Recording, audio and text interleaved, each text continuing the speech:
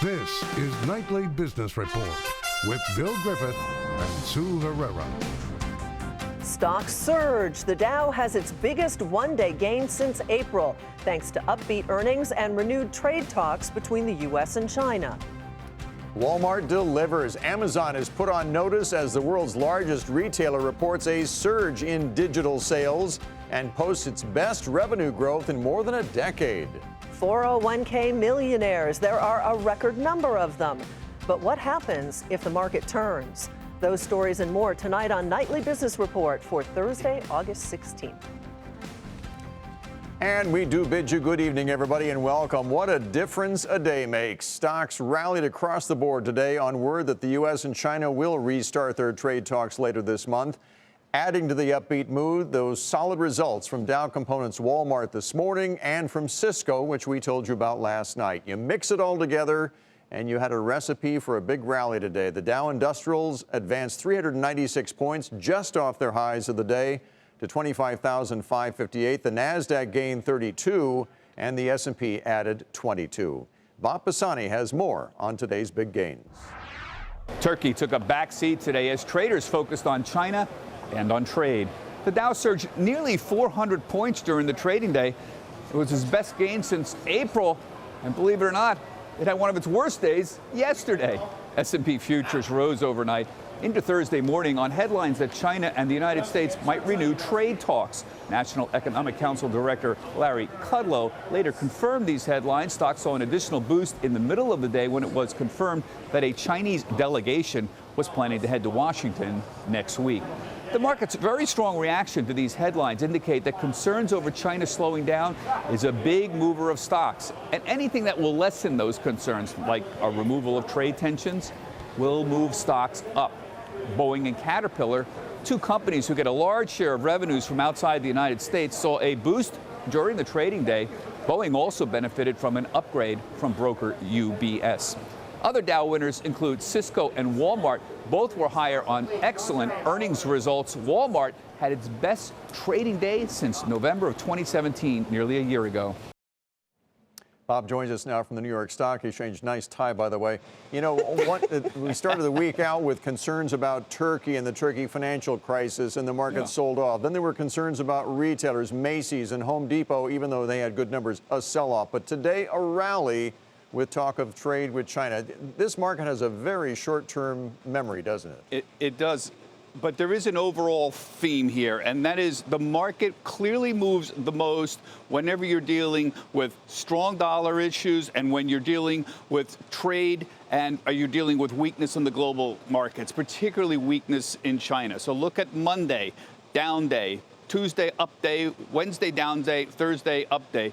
What ties these days together is that the market tends to be down on days when there are global growth concerns, strong dollar issues, and tends to rise when those global growth concerns lessen and when the dollar tends to move down. That's exactly what happened today. Now, this whole Turkey issue is definitely, you mentioned that, it's definitely out there. But so far, with the exception of a few little sectors of the U.S. economy, it's mostly been an international event. The China slowing story is a big story, and anything that ameliorates China slowing, like prospects for a trade agreement, is going to lift the markets like today.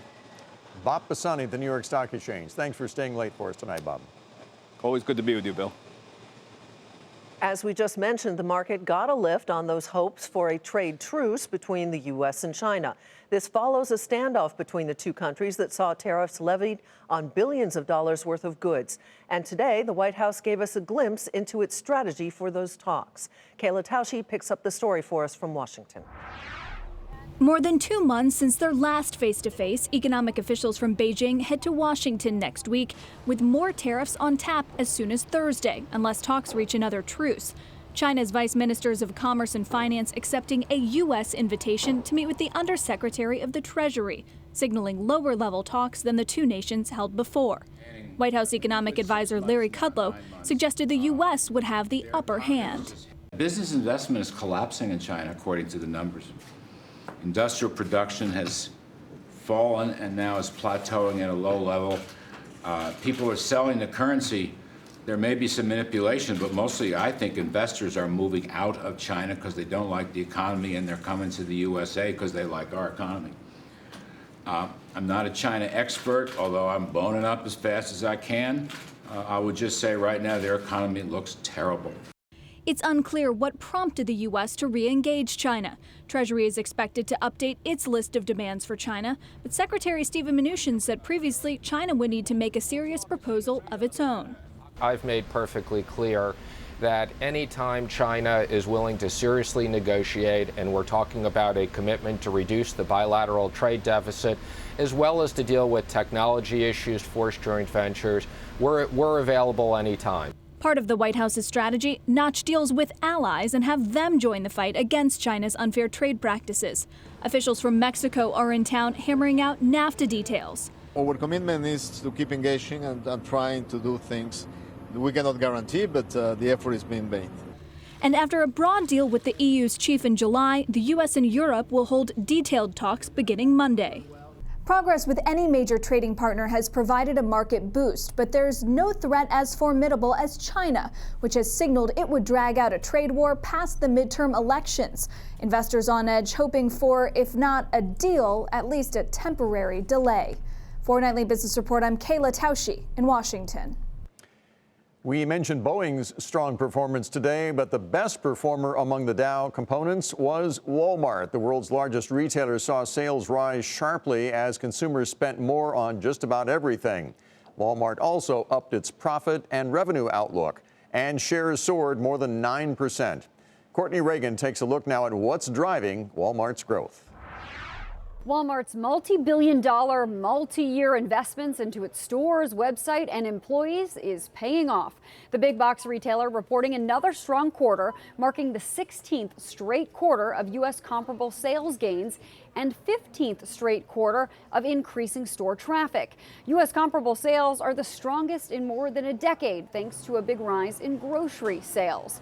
U.S. e-commerce sales also grew 40%, but the cost of running the business is high. Walmart says this year's losses will be higher than last year. They've spent a lot of money to reinvent this business, to reinvent the way that the customer thinks about this business and their place in the e-commerce landscape. Obviously, Amazon's a leader in the space. I think Walmart is increasingly solidifying their position in the industry. 40% growth is fantastic. It's below what we saw late last year, but against difficult comparisons. Walmart's U.S. CEO says expanded online grocery options like order online, pickup in store, and delivery is attracting new shoppers and increasing the receipts for current shoppers. The real story here is bricks plus clicks. The seismic shifts in retail and Walmart using physical assets to their advantage in terms of curbside pickup, delivery to the 40% of the country in grocery, and adding a lot of convenience. While investors cheered today's results, there are some cost headwinds that Walmart will have to battle the rest of the year. Higher fuel prices are increasing the retailer's transportation costs, and suppliers like toilet paper and paper towel maker Kimberly-Clark are raising their prices to offset higher raw material costs. But Walmart says it will continue to work with its suppliers to keep prices low for shoppers, part of its plan to keep returns high for investors. For Nightly Business Report, I'm Courtney Reagan. Cisco was also a top gainer today following its earnings, which we told you about last night. Today, Cisco's CEO said the company was benefiting from innovation and the growing global economy. It's a combination of two things. I said on the call yesterday when I was asked about this. We clearly have created a great deal of innovation and momentum with the solutions that our customers are looking for. And at the same time, we have the benefit of what we've seen from a very strong economy around the world. The stock saw gains today of nearly 3%. Time to take a look at some of today's upgrades and downgrades. And we begin tonight with Lululemon, which was upgraded to a buy from hold at Argus. The analyst cites strong brand recognition and opportunity to expand overseas, especially in China. Price target now $150. Shares rose 2% to $129.47 today. Courtney mentioned Kimberly-Clark. They were upgraded to neutral from underweight at Morgan Stanley. The analyst cited the potential for the company's recent price increases to take hold, which we reported on yesterday. Price target $114. That stock gained 1.5% today to $118.26. Embraer was upgraded to overweight from equal weight at Morgan Stanley. The analyst expects improved results and says the recent sell-off in the stock makes it attractive. The price target is $23.50. U.S. listed shares of Embraer rose nearly 4% to $19.38. AstraZeneca was downgraded to hold from buy at Jefferies. The analyst there cites the recent run-up in the stock and says it's now fairly valued. The price target is $39.46. The stock closed just below that level at $37.96. Is the housing market starting to favor buyers? Some areas just might be showing signs of it. We'll tell you where coming up.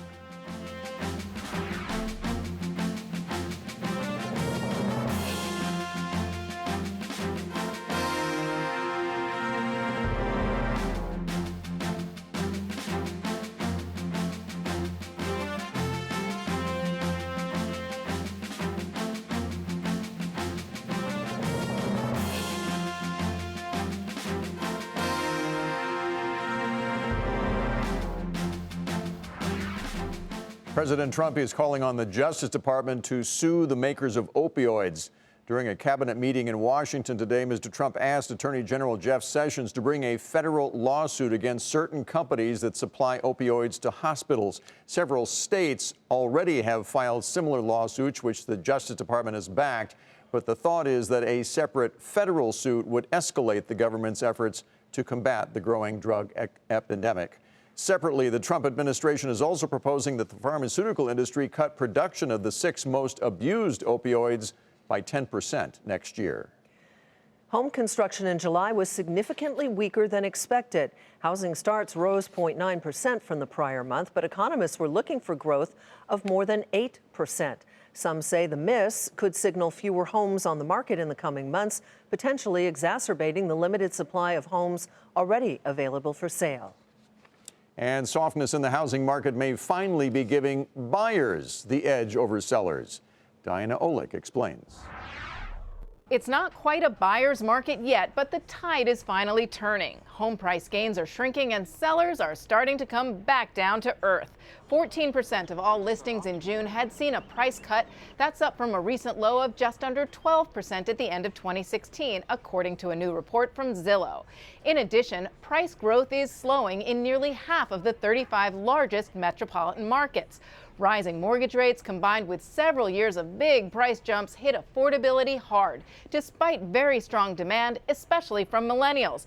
There is just a limit to what people can pay, especially with a still tight lending environment. All real estate is, of course, local. In San Diego, 20% of all listings had a price cut in June, up from 12% a year ago. In Seattle, which continues to be the hottest market in the nation, 12% of all listings had a cut, the largest share in nearly 4 years. LA, Chicago, and even New York City are also seeing jumps in the share of sellers cutting prices. Cities that were not as hot in the last couple of years, however, are seeing fewer price cuts. Those include San Antonio, Phoenix, Philadelphia, and Houston.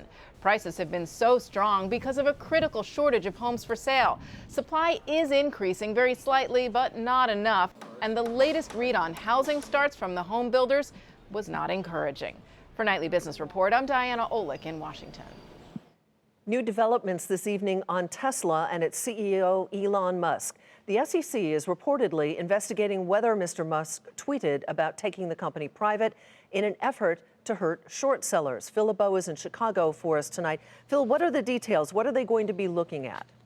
Well, Sue, this is according to a report from the Wall Street Journal, and essentially 3 questions, according to the Journal, are in mind for the SEC when it comes to Tesla. The first one, which you mentioned, is what was Elon Musk's intent when he sent out the tweet saying, look, funding is secured at $420? Was he trying to hurt short sellers? It's one thing to be active and you want your company to go long if you're a CEO. It's another thing, and it might be market manipulation, if you are trying to send out a message in order to hurt a specific investor. Along those lines, the SEC also wants to know a couple other things. One, what was the communication between Elon Musk and the board of directors? And was there any details about the funding secured, the possibility of going private? Were any of those details shared with members of the board prior to him sending out those tweets? So those are some of the questions. And like any investigation, it may broaden out or go in different directions over time. But we're really starting to see the SEC focus on this question of intent.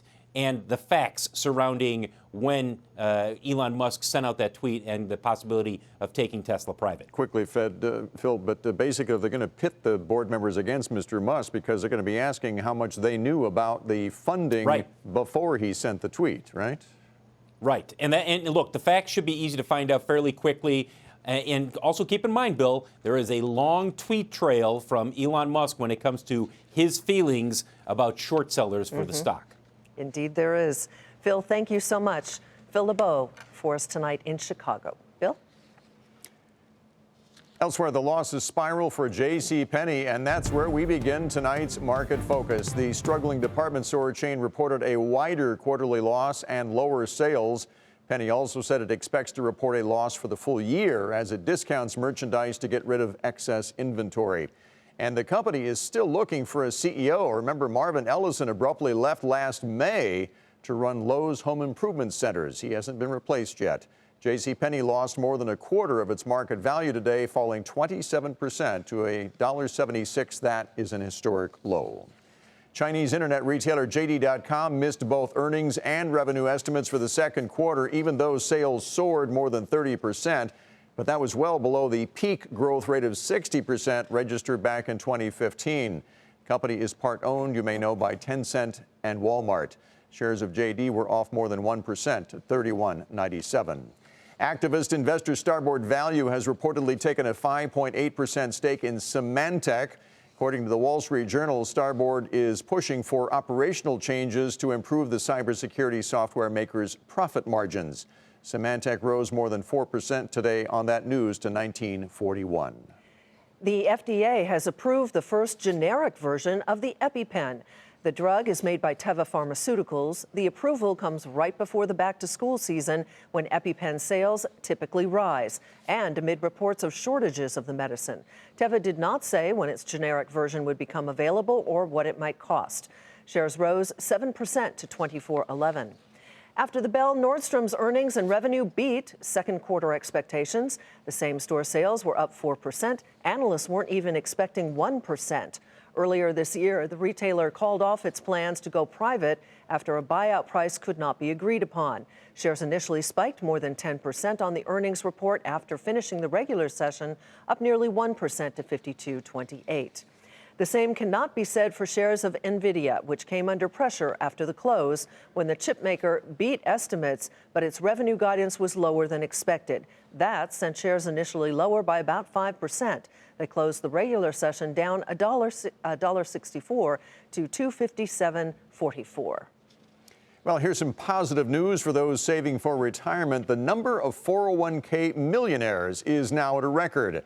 A new report from Fidelity says 168,000 of their accounts have balances of at least 7 figures. That's up more than 40% from a year earlier. Big rise. A rising stock market gets most of the credit, of course, for that nest egg milestone. And there's more good news. A separate report from United Income shows that folks already in retirement are now, on average, wealthier than any previous generation. But according to Bankrate.com, older millennials are the most stressed of any age group. More than 77%, in fact, say they lose sleep over things like money and work. So how are millennials and others who are not in the 401k Millionaire Club faring, and what happens if this bull market ends? Amanda Dixon, analyst at Bankrate.com, joins us now to talk about that. Welcome, Amanda. Nice to have you here. Thanks for having me. You know, this market has been a gift in many cases to those who are saving for retirement. But why do you think in general millennials are stressed out, not just about money, but also about things like work? Millennials are so stressed because they're in a transitional stage in life.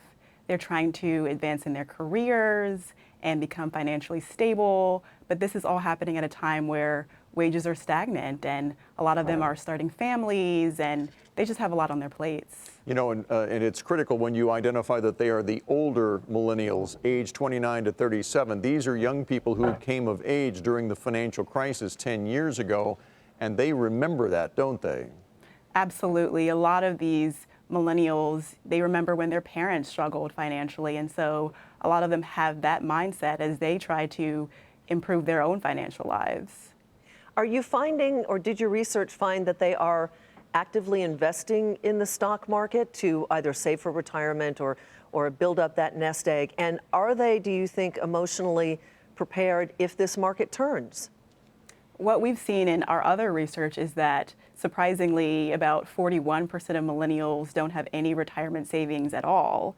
And when it comes to investing, a lot of millennials choose cash.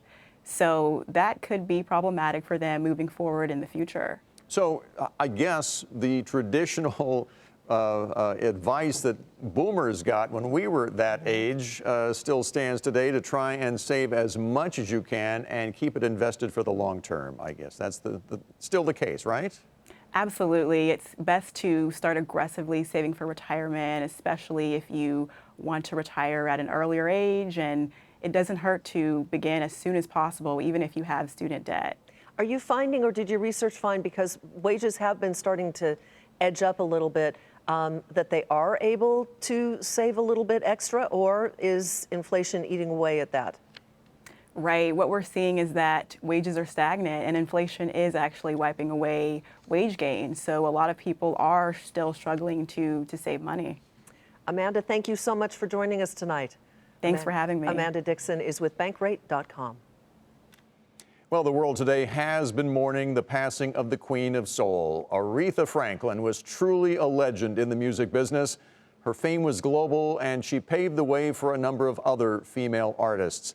She sold more than 75 million records worldwide during her career. She won 18 Grammys. She was the first woman inducted into the Rock and Roll Hall of Fame, and she had 112 singles land on the Billboard charts. That's the most of any female singer. According to some reports, she was worth $60 million. She was also known to donate generously to local charities throughout the city of Detroit and to organizations like Save the Children and Easter Seals. Aretha Franklin died this morning of pancreatic cancer at the age of 76.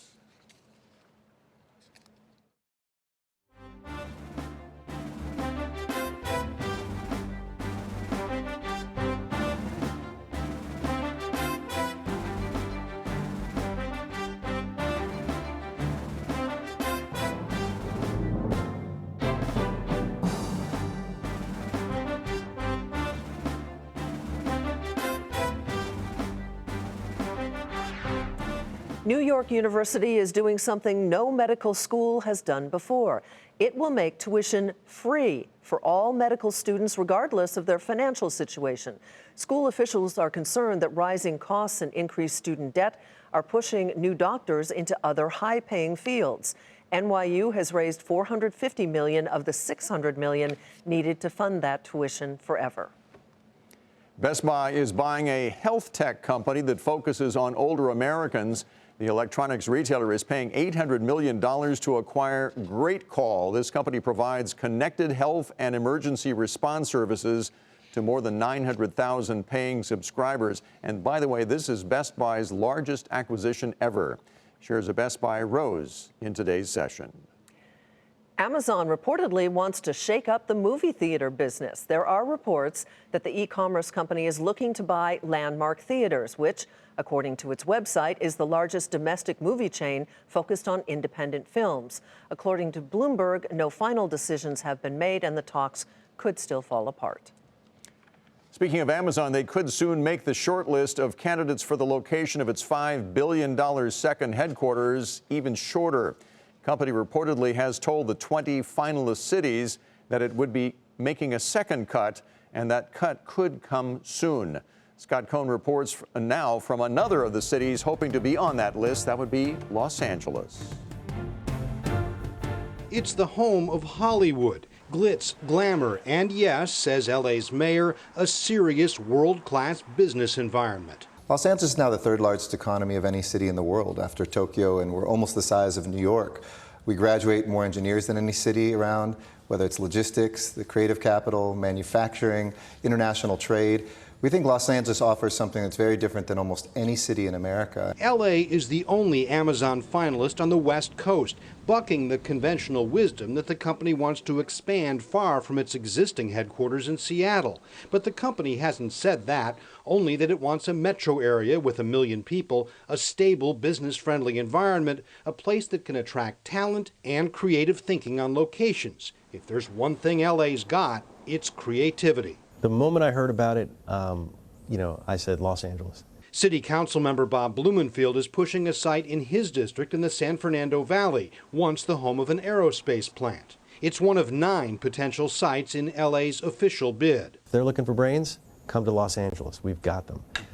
And we've got the educated workforce. LA does have one of the highest concentrations of tech workers in the country, and no state has more higher education institutions than California.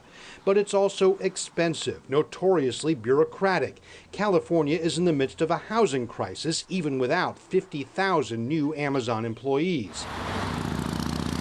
And there are those freeways. Still, Los Angeles is apparently staying away from the kinds of multi-billion-dollar incentives that some of the other finalists are offering, preferring instead to let the region's strengths speak for themselves. If so, it's a wise strategy, according to critics, who say Amazon is banking on politicians who will do anything to win. They overestimate what the benefits will be, and particularly the city that bids the most is probably the one that most overestimated what the benefits are. Amazon is saying nothing, building up the suspense, a very Hollywood thing to do.